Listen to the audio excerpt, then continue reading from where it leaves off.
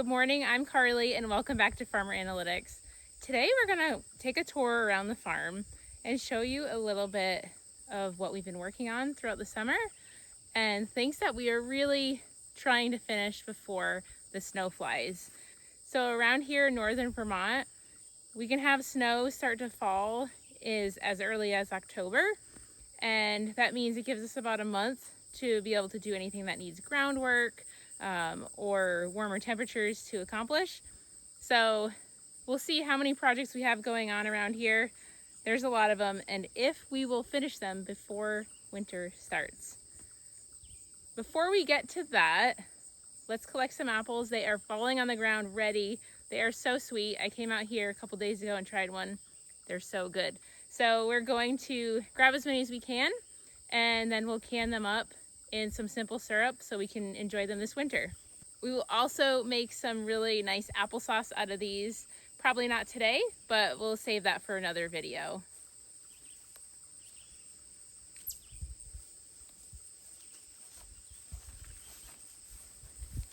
These are perfect.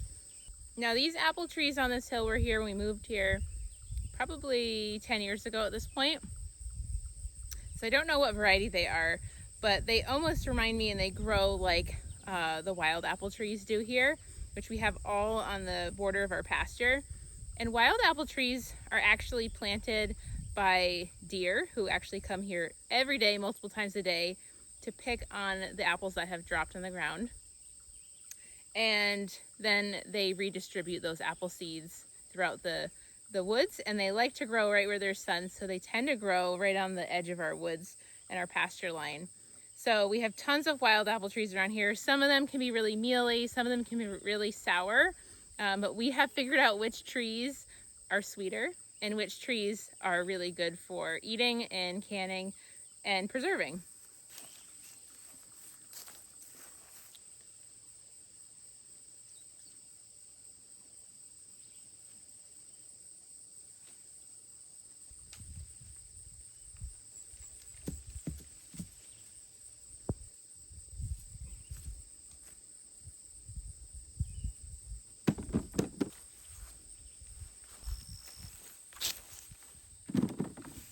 It is quite the jungle in here at this point, because usually August is when I just run out of steam for weeding, and the weeds kind of have their way in here, which is okay because everything's made it to maturity. I can still get my tomatoes, and everybody just coexist happily together. This week has been so much fun on the homestead here. We have been canning up all our tomatoes into tomato soup. We had to wait until we had some cooler days to do it because it really heats up the house. But we made, I want to say 14 quart jars worth of tomato soup, which helps us clear out the freezers, because we also picked up an entire half of a cow, which was about 350 pounds worth of beef. And that all had to fit into our freezers as well. So we took our frozen tomatoes out, processed those into a shelf-stable product like our tomato soup, and then we had plenty of room to put our beef in the freezer. So I still have more tomatoes to do. We're going to start gifting these away to friends and family because we definitely have out-tomatoed ourselves this year. We are also spending today making some snacks for ourselves. One of our favorite things to do for a whole food snack is make our own beef jerky. So we take some of our own beef, slice it up really thin, and then throw it on the smoker all day, and it comes out absolutely delicious.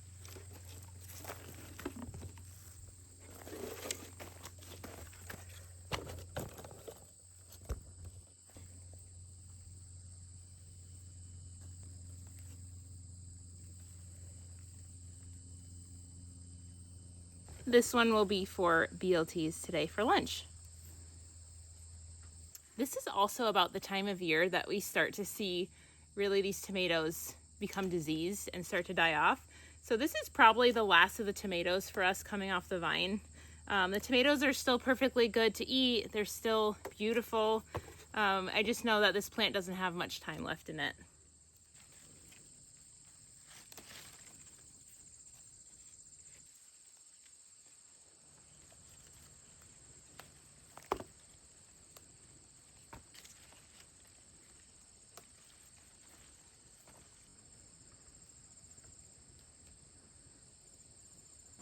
So one of the first projects I'm going to show you is actually our under construction cool room.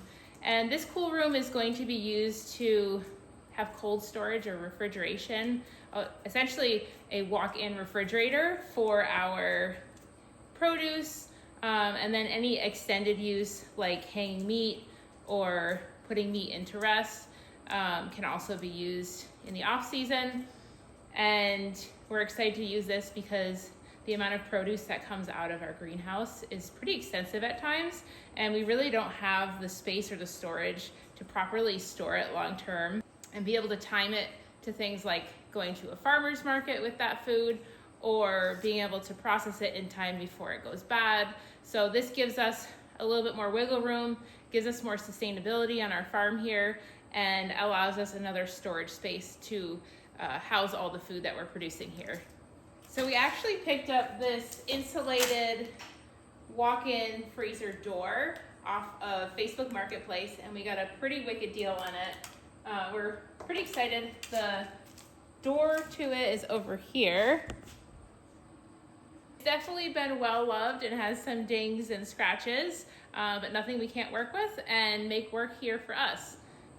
I believe this room is about 4 feet by 8 feet, and we're in the process of insulating the entire inside of it first, so that it can properly hold the cold. We are going to install an air conditioning unit, and that will be run by a CoolBot system.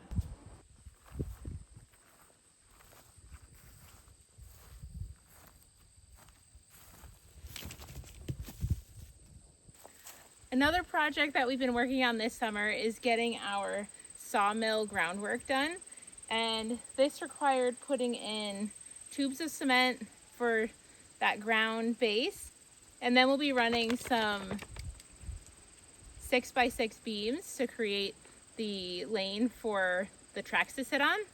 And this project has been a long time coming. This one has been, I think, probably 3 or 4 years since we actually purchased the sawmill. It was used by another family member, and then we acquired it.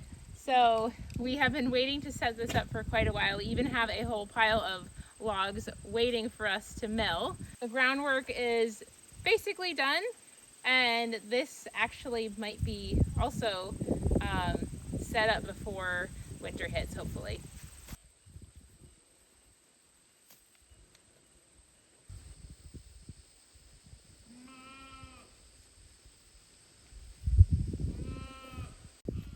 So quite possibly one of the biggest projects we're working on this year is finishing the other half of this barn.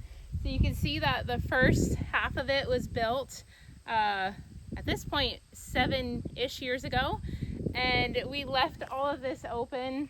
We left all of the builder's wrap on, hoping that we would get back to it much sooner than this.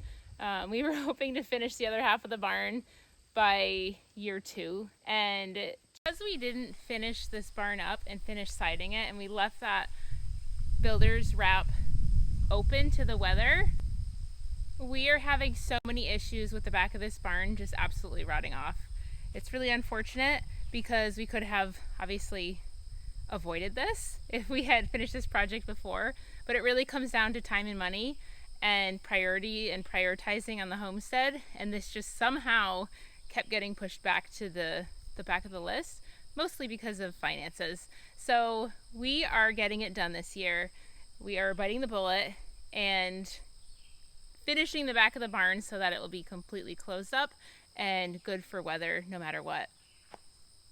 So the plan is to try to mirror the back of this the best we can, except it will, instead of being walled like the first half, it's going to be more of a pole style barn where we just have the poles going up, some short walls, but it's basically going to be open and a really nice ventilated open loafing pen essentially for our animals, and they'll spend most of their time out there. It'll also be easier for us to clean. We're going to leave a nice alleyway for the tractor to come in. We've always just cleaned this barn out by hand, by shovel, and by pitchfork, and it is absolutely the most miserable to do. So we want to set this up to be a little bit more easier for us to clean out. Now you can see that the first half of the barn was actually lifted up there. You can see that we built about a 4 to 5 foot tall wall underneath the barn. And this is because we are essentially farming on a hill. But not only are we farming on a hill, but we are also dealing with ledge everywhere. So it is super hard to build anything on this property specifically. We are in basically the valley of a couple mountains, and the ledge is everywhere you look. So it's really hard to dig down and build a foundation for anything. So you can see that we've actually started to lift up the ground here because we're dealing with one piece of ledge at the very top corner that is sticking out. But essentially we have to build the ground up to that level because we absolutely cannot dig down into it. The ledge is massive. So like I said, the back of the barn has seen a lot of weather damage. So we've ripped the builder's wrap up and off of this plywood and realized that all of this plywood has to be replaced. So we're going to rip everything down that is starting to essentially deteriorate and rot away, and we're going to replace that. And then, like I said, come off this existing building and build out the area that I'm standing in now. Another project to complete before winter is getting the shelter that's now in the middle of the field all the way up here and creating a winter pen for our buck goat. And we've done a lot of clearing. You can see all the trees here, clearing back a lot of brush and trees so that we have a little bit more space on this woodline edge. But the tricky part here is putting it somewhere that doesn't get too wet. So because we're on a ledge and because we're on this big hill, we have so much water runoff off of the mountains that in the springtime it just gets absolutely soaked, and we end up essentially having rivers that come through the middle of the field. So moving that shed all the way up here and creating a dry space with some fill, we'll probably have to level that out and make sure that everything's good to go for the winter for that project. You might have seen in one of my last videos that we removed all of the garlic out from here. It was hanging from our garlic hangers and it's all put away in storage now. So now we shift focus in this little shed to stacking wood and making sure that we have dry wood put away for the winter. We have a wood stove that heats our house, and this is super important for us to get through the winter nice and warm and toasty. So we've had a little bit of a start at stacking and putting away wood, but we're not quite ready yet. And now we're in lab, where I can show you some of the most exciting progress we're working on. This is our new countertop that just got put in, and we are still in very much the construction phase in lab, but it's coming along and I'm seeing a light at the end of the tunnel. Eventually I will give you the full tour when everything is set up and where it should be. But for now I can show you the beautiful new countertop and the little bit of progress that feels like massive progress to me. So we have so many projects going on around here. I'd love to hear what kind of projects you're working on and what you need to get done before the snow flies. Thanks so much for joining me today. I'll see you next time.